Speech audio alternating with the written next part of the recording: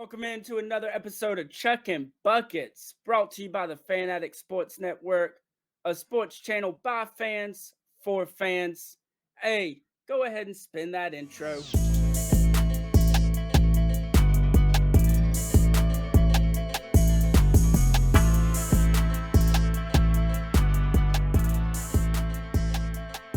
It's your boy Coach I, Chuckin Buckets. You know how we get down, man. Just to let you know, today's episode brought to you by Swipe Fast. That's swipe with a Y, Swipe Fast. If you're looking for a way to keep majority of that hard-earned profit, you know what I'm saying, and still continue to grow your business, check out Swipe Fast. It's a merchant services company that's got over 26 years of combined experience helping businesses of all sizes, man, with debit card, credit card processing, things of that ways, you know, in the most efficient and cost-saving ways, man. So whether you're a restaurant, retail store, e-commerce, or you process business-to-business payments, Swipe Fast has a solution to fit all the needs, man. You can visit them at swipefast.com. That's swipe with a Y, fast.com. Or you can just call them at 1-800-597-0713. No strings attached, and get you a cost analysis. Don't forget ask about that revolutionary pricing cash discount too, man. It's saved business owners up to 99% of the current processing fees. Let them know Chuckin Buckets sent you, man. Now back to the regular scheduled program. Today on Chuckin Buckets, got my guy KB. You already know it's March, it's madness. We're going to be talking about the college women's basketball March Madness tournament. KB, how you feeling tonight? Man, I'm good, man. This is probably one of the most exciting times of the year, man, for me, man. We talk about March Madness, man. This the men's side, obviously the women's side that we've been kind of kicking off here over the last few weeks, man. And I've got my PTO ready from a standpoint from work. Hey, letting them know like, hey, these days gonna be off. I ain't gonna be able to be reached, and it's time to dial in, man, and kind of get for a basketball fan, man. You gotta love this time of year, though, man. Yeah, man. Hey, let's be honest. Thursday and Friday should be a national holiday. There shouldn't be nobody working on the first 2 days of the college tournament. You already know I'm off. I'm going to be sitting in front of the TV from the opening tip-off until the last clock hits double zeros all day long, just enjoying some good basketball for the men and women's side. Now, the women do something really, really cool. I wonder if the men would ever adopt it. Probably not. They love their sponsorship money and probably the money they get from some of these arenas that put bids in to bring the men's tournament to these locations. But the women getting if you're a top 4 seed, you get the first 2 rounds at home. What you think about that? You like that? I like that, man. I like that. I think it's just kind of giving credit to the hard work through the season, man. Like I said, if you're able to, get the wins up, win your conference even to that particular point, like it's kind of a gift, or like, hey, here's for your hard work. Now another team got to come in here and beat you at home. You know what I'm saying? And it's no diss at these other teams, but it's more like if you wanted to be at home, you should have won your games. You should have won your conference. You know what I'm saying? And did what you needed to do. But I like it. Yeah. Now, with that being said, you brought up a good point as far as win your conference. You think that the top 16 should be reserved for conference winners? You think they should go to that type of a seeding where 1 through 16 are all conference winners? You don't win your conference, you just missed out on a top 16 seed? Man, I don't think I can go that far because you get a let's go even from a men's standpoint. North Carolina State, you know what I'm saying? Great team. Watched them throughout the season, but do they deserve to play at home? I can't see that, man. Like let's look at overall though. Let's take in consideration your tournament seedings, what you did throughout the year, and just rank it appropriately. No, I feel that. I like it. Well, man, let's dive into this. Man, you already know we're going to kick it off with the Albany Region 1, your number 1 overall seed, my beloved South Carolina Gamecocks. Hey, man, I'll be honest, really excited. Going to be rooting for the hometown team in Presbyterian on Wednesday night, taking on Sacred Heart. Hopefully they win that game and get to play the Lady Gamecocks. What kind of games you like in that first day of the tournament in that Region 1? No doubt, man. You speak of the Gamecocks. We already know what we getting with them, but we even touched a little earlier, man, that North Carolina Michigan State matchup, and possibly a good preview with the Lady Gamecocks and North Carolina matching back up. We know the little battle kind of was when uh, the Gamecocks went to North Carolina, and that kind of came down to like the last fourth quarter there, as far as being able to pull that away. It got even a little chippy, which we like to see from time to time. It gives you that March Madness kind of feel early on in the season, but I like that particular matchup. But even going a little bit further to maybe even the Elite Eight matchup, we may even look forward to another South Carolina Notre Dame matchup like what we had in the early on the year to kick things off, man. And we kind of seen Malaysia kind of come to the forefront. You know what I'm saying, with the amazing layups kind of she had, and being able to kind of put the ball in the hoop. So we could possibly even see that again that matchup. Yeah, no, definitely looking at round two, potential North Carolina South Carolina rematch. North Carolina only lost by 6 at home when they met earlier in the year. Um, Key for that game, Fulali only played 3 minutes, didn't get back on defense and got benched, never to be seen again, at least in that game.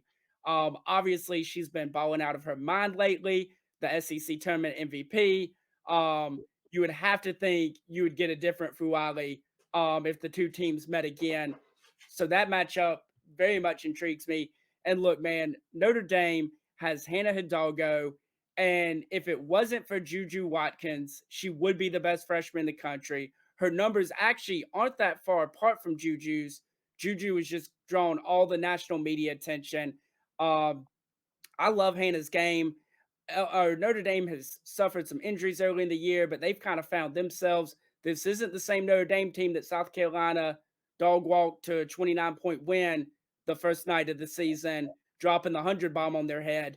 If these two teams meet in the Elite Eight, I think we could see a really good game. I like it. I like it, man. I love Hannah's game. You kind of spoke on it earlier, though, man. But to your point, like she's next behind Juju when we talk about freshmen that just kind of stand out, man, and just need a little bit more help. You know what I'm saying, from their teams to kind of maybe get them over the hump. All right, man. Let's slide on over to Albany 2. And this bracket, man, is by far the group of death. You gotta hate it for Iowa, given the number 2 overall seed, and then given the hardest group of any region from the men's side or the women's side that we've probably seen in maybe 10 or 15 years. This is just ridiculous. It's only the fifth time in the women's tournament history that the previous national championship game teams are in the same side of the bracket. I mean, just absolutely nuts. Man, give me some games. Definitely a good area, man, a good region, man. Actually, they've got Iowa with the number one seed, and it looks like UCLA coming in at that two seed. But I like I like Iowa, possibly Colorado matchup, man. Up top. And then we can look at maybe I'm looking at maybe Louisville, LSU, and I'm gonna go ahead and put it on record, man. I think Louisville beats LSU, man, for a number of reasons, man. Like um, LSU to me is not that dominant when it comes to tournament games. They Teams know if we stop Angel Reese, there's no more LSU. You know what I'm saying? There's no more LSU. Obviously, it's a little personal with Haley and Louisville. We're seeing a little trash talking even early in the week when it came to that. But I think it's personal for Louisville if they do get to the matchup with LSU, man, and it gets I do expect it to get a little chippy as well, man. But I like Louisville coming out of that matchup. Yeah, no, we saw Haley Van Lith on Selection Sunday calling her shot, saying Middle Tennessee State was going to beat Louisville. Obviously, Haley Van Lith, 3 years starter at Louisville before transferring to LSU this year. No love lost there. Those are the kind of games you circle in a big red marker as a college basketball fan, and you pray for that they come to fruition. I would love to see Louisville LSU. Um, I don't know if Louisville has enough as far as stopping Angel Reese. Nisha Morrow, but I can promise you they locking down Haley Van Lith, and LSU just has to hope that Haley Van Lith doesn't go psycho mode and cost them the game. Um, that Colorado matchup. Colorado came out of the Pac-12. Pac-12 by far had the best as far as top heavy. They were about 6 deep on the top heavy in that conference. Yes, yes. And don't lose sight, they did beat the number 1 team in the country on opening night for women's basketball in LSU quite handily. Them girls can hoop. That could be a good matchup. No, I agree, man. Like I said, I think we've seen enough of the blueprint, what it takes to beat LSU, man. And I love to give a little bit of more credit to Colorado. Obviously, we didn't see them, perform like we probably wanted them to see towards the, tournament time and towards the end of the season. But definitely a great call out against beating the LSU team early in the season. We've seen them go on multiple game or winning streaks when it came to in the middle of the season too. But I like them deep in the this tournament, man, and I think they match up well when it comes to Iowa, and I look for that to be a great matchup. So, do you think Caitlin Clark has enough help, or do you think she's willing to use her help enough, or are you expecting this? She's already going. She's already announced she's leaving. Are you expecting some final hoorah? Are you expecting her to go out, maybe try to 40-piece everybody on her way to playing for another national championship, whether good or bad? I do, man. I do think I see her going down, kind of guns a blazing, but I don't think that's enough, man. Like she'll definitely get hers, but she doesn't have the consistent help off that team to like carry them when Caitlin's not. Because I mean, somebody's gonna come into like, okay, we're just gonna double team her. You know what I'm saying? And see if we can hold her under, 25, right? You know what I'm saying? Maybe close to 20. But it's gonna be up to them other girls to knock down open shots, man. And I'm not sure if we're gonna be able to see that come tournament time. But I mean, part of my problem with Caitlin's game is I don't think she uses her help enough. And I know we've said, they've let her down some or whatever, they don't hit open shots. But when you're 12 of 29, your shot's not falling. When you're 1 of 14 from 3, it's just not your night. But people are still going to respect it because they know it can change in the blink of an eye. Why not use your teammates and see if one of them is hitting if you're not? And that's my one frustration with her.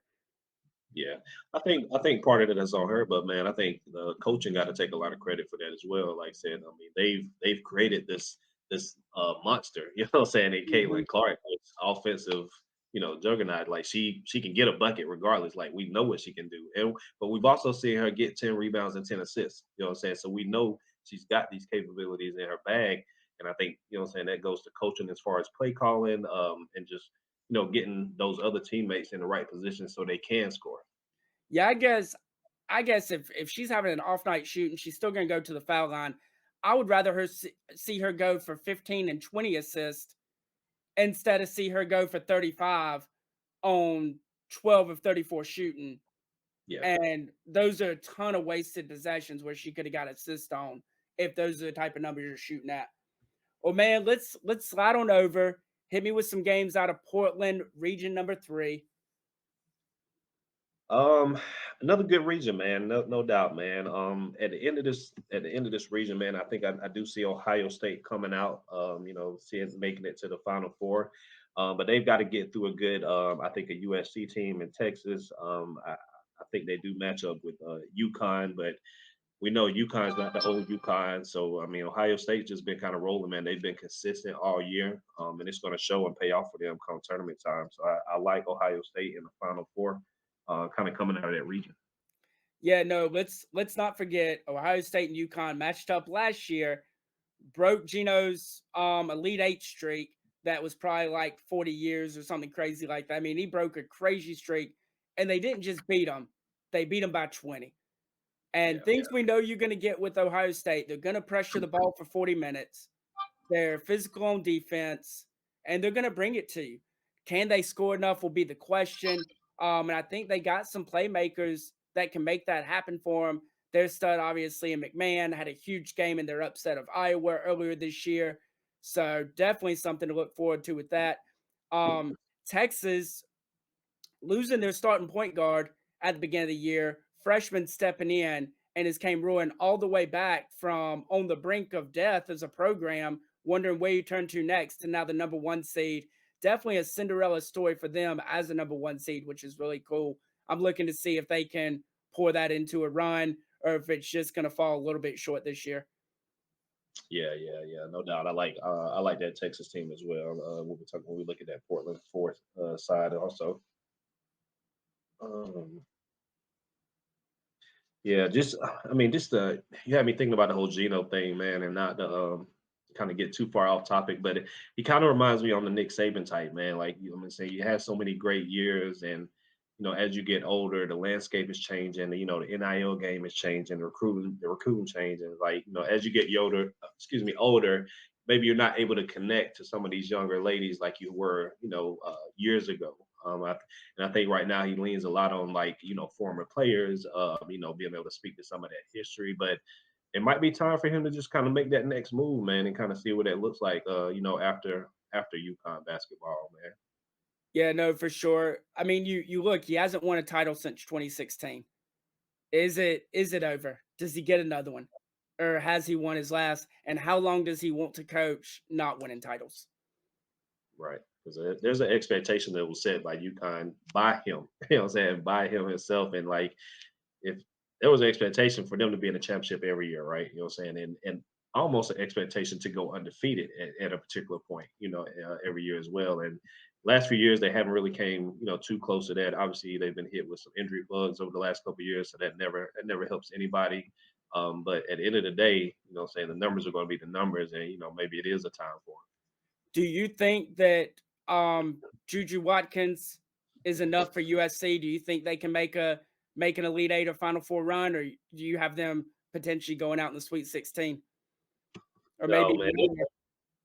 No, I do think they can make a little run, but at the end of the day, when it comes to women's basketball, it's a team game, man. Like you said, you'll have these great individual players. We'll see great performances, no doubt, from Caitlin Clark, Juju, you know what I'm saying, and the list goes on and on. But when we talk about tournament time, it's a team effort, man. Like they've got to have everything clicking, rebounds, assists. We got to have the bench playing as well. And when you don't have those things clicking, like that's not going to work in the tournament time. I got you. Well, I jumped the gun and talked about Texas. Take me on over to Portland for, I know we got Stanford as the number 2 seed. Who else we got in that region that's going to be looking to make some noise? Yeah, man. We you know what I'm saying, just kind of touching a little bit on the Gamecocks earlier, but we know what we see with Tennessee, right? We know Tennessee is battle tested when it comes to the SEC, battle tested when it comes to playing against matchup wise when it plays against the Lady Gamecocks. Um I like second round matchup Tennessee and North Carolina State. Um I do see North Carolina State kind of edging it out a little bit just from a matchup perspective, man. But I think that's a matchup to see going into that particular Portland section here. Final four matchups. I see Texas in the end, and I also see Standford in the end. I'm sorry, from an Elite Eight perspective. Um, but should be a good one, no doubt. Should be a good one. Yeah, no, I'll be honest with you. I got Tennessee beating NC State. I really, really like Rakia Jackson. She's going to be an absolute star in the WNBA, just a pure bucket. They got Key down low, that's the all-time leading shot blocker at Tennessee, which is crazy, right? You talking about, I mean, they've been good, but they haven't been good. They haven't been great. And you Right. got the all-time leading shot blocker in school history when you talk about some of the posts that they had back in the Pat Summitt era, right? Like that's crazy. She's a presence down there, and I think that that's going to be the difference for them in that NC State matchup. And I like them to potentially make a real run. With Stanford, Cameron Brink's been there for 20 years now. Feels like she's been playing college basketball her entire life. So I'm definitely interested to see what some of these things can do. Give me, I know it's weird, no 4 seed has ever won the tournament. All 41 championships have been won by 3 seeds or higher. Give me a 4 seed or lower. So we'll count 4 seeds as Cinderella. Give me a 4 seed or lower as a Cinderella that could potentially make the Final Four. 4C Final Four or 4 and below.